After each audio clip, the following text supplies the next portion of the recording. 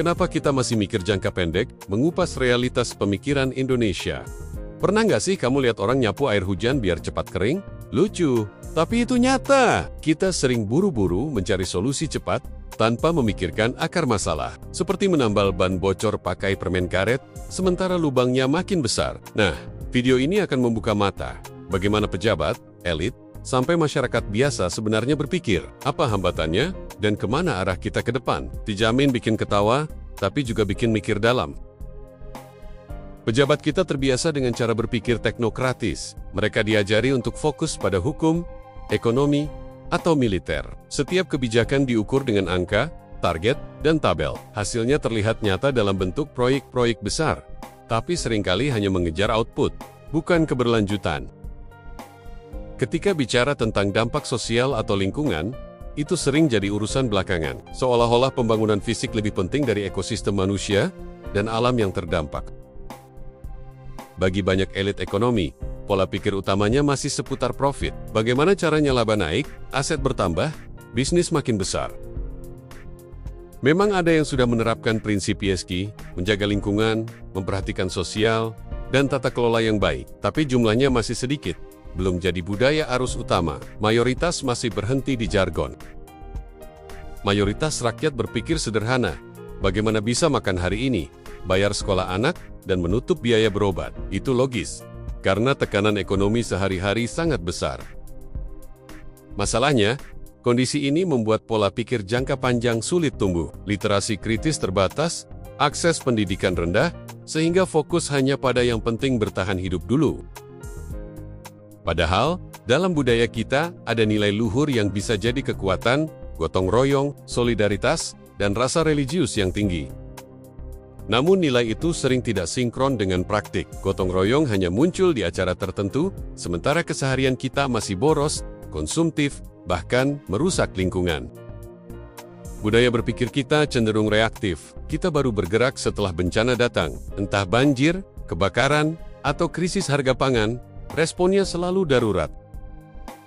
Padahal, seandainya ada rencana jangka panjang, kerugian bisa diminimalisir. Tapi, budaya premortem antisipasi sebelum masalah muncul belum jadi kebiasaan.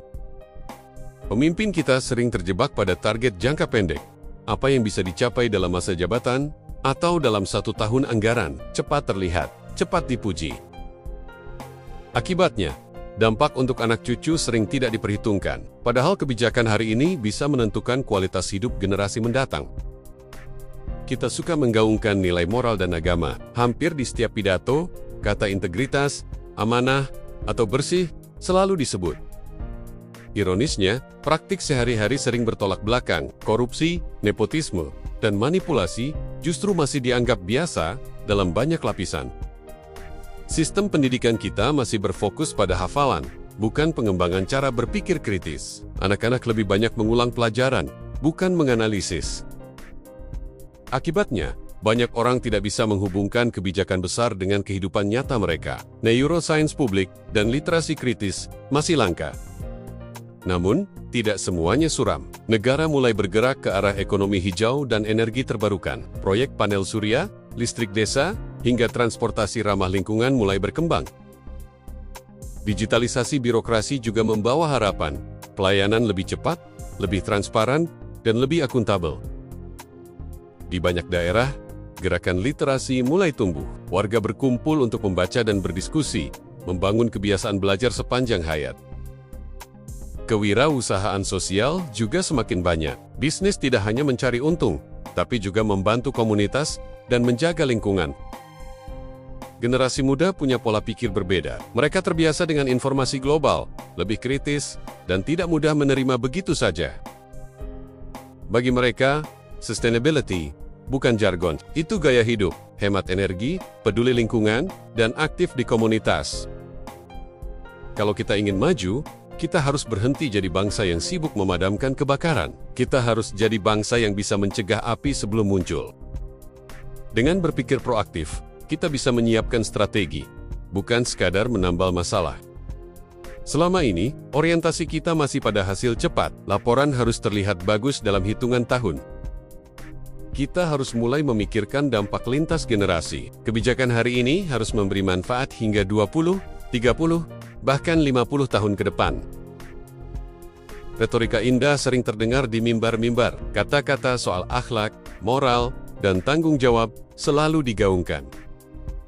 Namun yang paling penting adalah praktik nyata. Saat nilai luhur diwujudkan dalam tindakan kecil, perubahan besar akan mengikuti. Ego sektoral membuat kita jalan masing-masing. Politik sibuk sendiri, ekonomi sibuk sendiri, agama sibuk sendiri. Padahal, semua harus berjalan bersama dengan ekologi sebagai pusat. Jika manusia, alam, dan sistem sosial berjalan selaras, barulah kita bisa maju. Sekarang, coba kamu perhatikan lingkungan terdekatmu. Apakah cara berpikir di sekitarmu masih reaktif, atau sudah proaktif? Masih sibuk dengan hasil cepat, atau sudah berani menatap jauh ke depan?